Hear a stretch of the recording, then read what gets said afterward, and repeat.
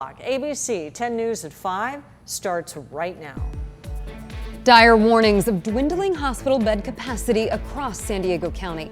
What local leaders are asking the public to do until a vaccine becomes available. And San Diego's next mayor and city council members are getting massive raises. Voters approved the new salaries, while critics say the public was misled. Plus, the greatest gift is to give. A local family is not letting the pandemic get in the way of a holiday tradition. They're filling 1,000 bags for foster and homeless children, the challenges they've overcome to get this far in this season of hope. ABC 10 News at 5 starts now.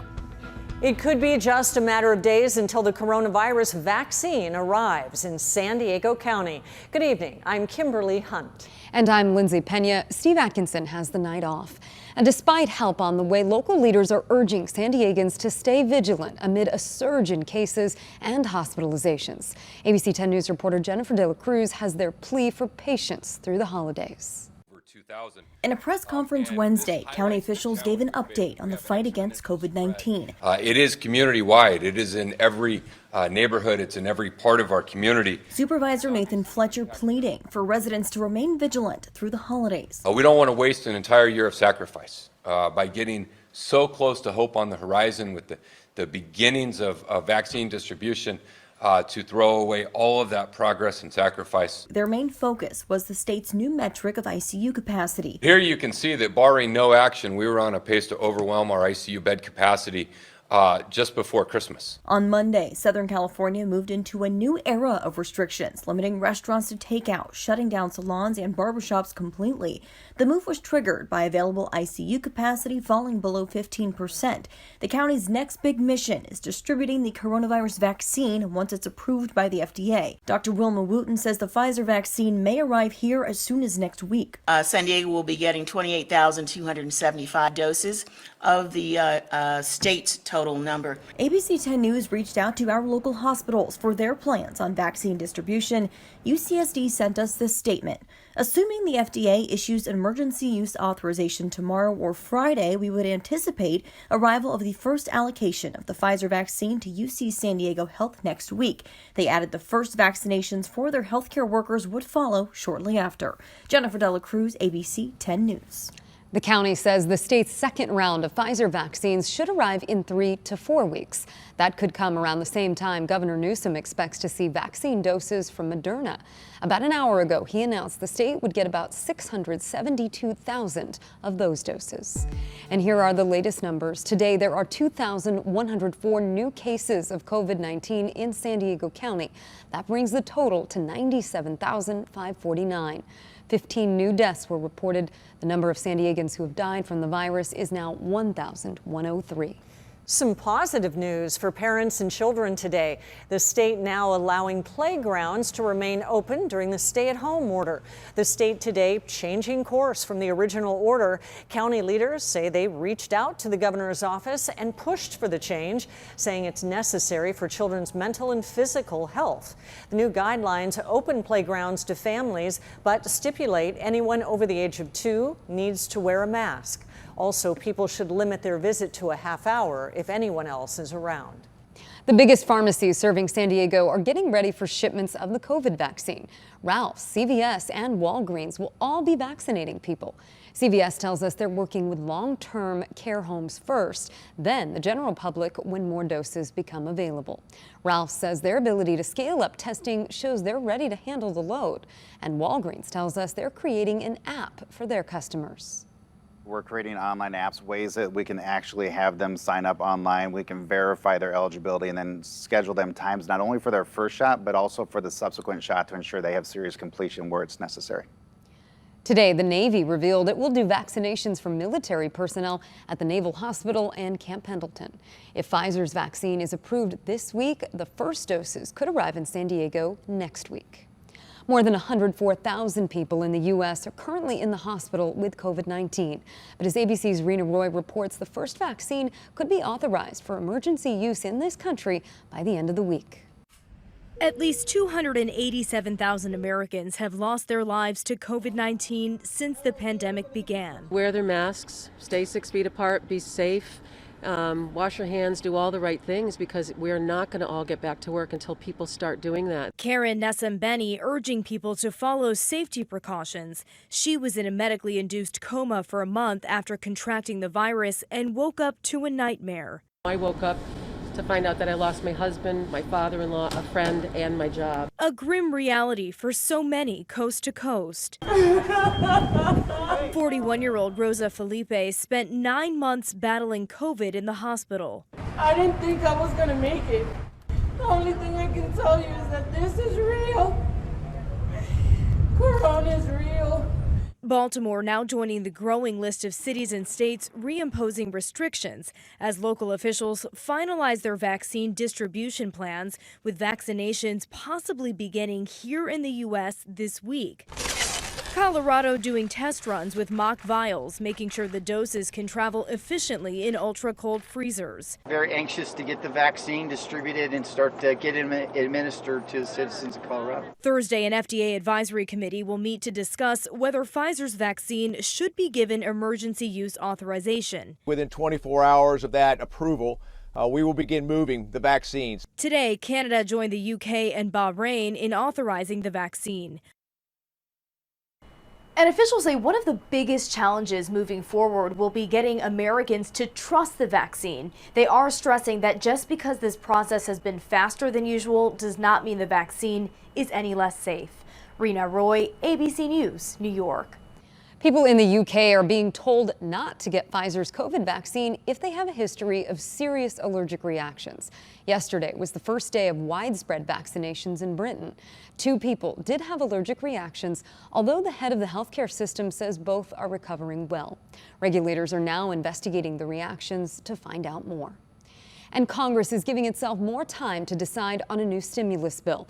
Today, the House set a December 18th deadline to decide on a virus relief measure. This week, the Trump administration offered a $916 billion package that would send $600 to Americans.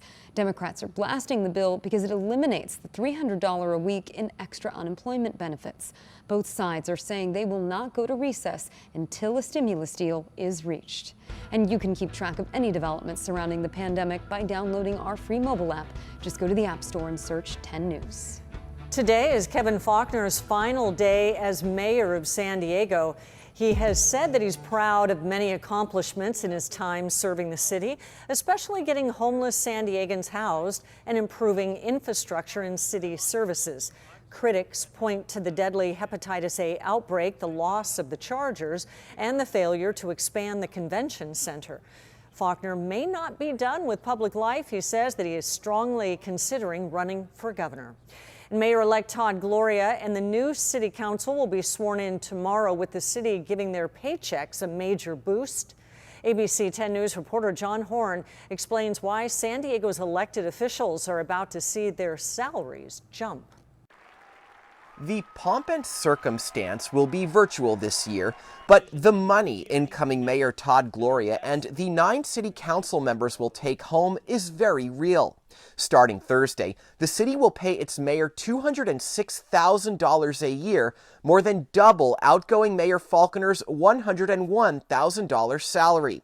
And city council salaries will jump from $75,000 a year to $124,000 overnight. And the timing may seem odd given the pandemic's impact on jobs and our local economy.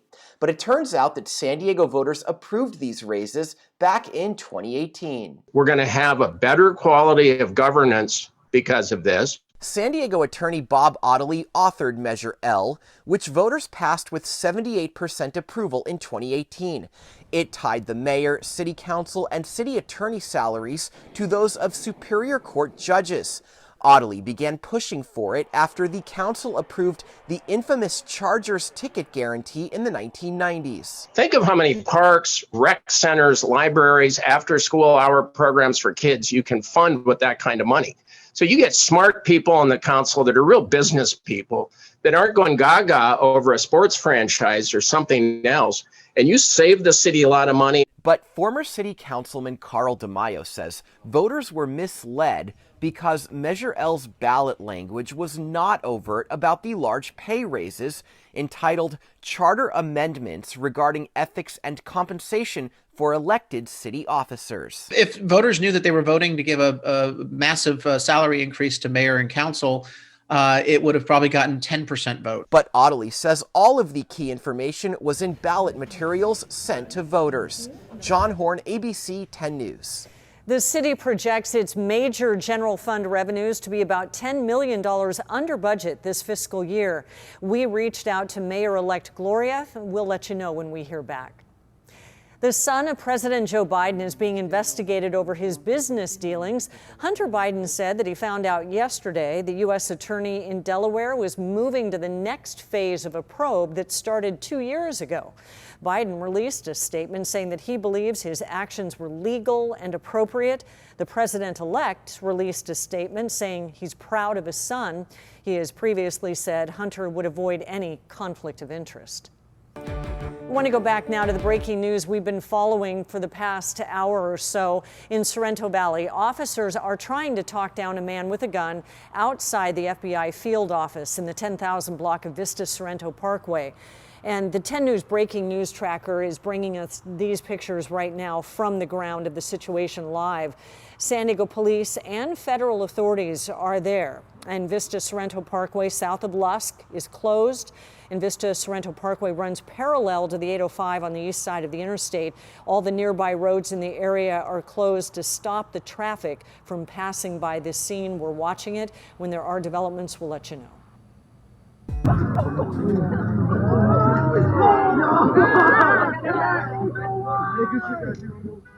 Taken down almost as quickly as it went up. A monolith that appeared in San Diego this week is now gone, adding to the growing worldwide saga and fueling the questions: where are they coming from and why are people taking them down? Earlier this month, Utah officials happened upon this 10 to 12 foot three-sided metal beam in a remote canyon. The first mysterious monolith appeared back in November in Utah's Red Rock country. Since then, others have appeared all over the country and the world, including right here in San Diego. Maybe uplifting for some people. Earlier this week, the sleek, shiny structure popped up in the Scripps Ranch Marketplace parking lot. But on Tuesday night, it was torn down and taken away. These videos posted to the Instagram account Dago TV show it happening sometime late in the evening. The empty spot clearly visible in the light of day. For what? Like, there's really no point in destruction of it. Gary Pinnell says he and his family had just taken pictures and were pretty bummed to see what happened. It's just really disappointing that all of us are struggling through this pandemic together, and we have very little positive things to cling to. There seems to be bad news around every corner. San Diego police say they were called, but because it's unclear who owns the monolith, they couldn't file a report, and there's no ongoing investigation. Simply another addition to the growing mystery of monoliths appearing and disappearing. If you have any information about who might have put up the monolith or who took it down, you can email us at tips@10news.com.